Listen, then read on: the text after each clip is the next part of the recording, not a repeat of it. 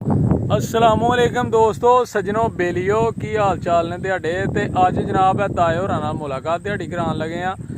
ये दसदे ने कि अजकल मच्छी क्यों नहीं फड़ते, फड़नी चाहिए है कि नहीं फड़नी चाहिए, ये गल्लां जनाब दसदे ने ताए होरी। अस्सलामुअलैकुम ताया जी, की हाल चाल ने?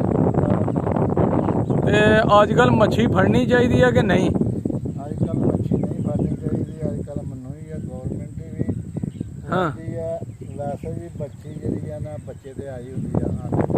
अच्छा जिन्ना तक सुदक मच्छी होंगी है ये बच्चा सुटेगी फिर कोई महीने के बाद फिर मच्छी काबल होंगी है खान दे। ठीक है। अजकल चिप चिपी जी नहीं मुकती, शान नहीं मुकती, कच्ची होंगी है। कच्ची होंगी है। जिन्हें एक कोई भी लाला मतलब जानवर लाला चौं पैर वाला ठीक है। जो सुनता ओदा हड पैर कच्चे हुए होते।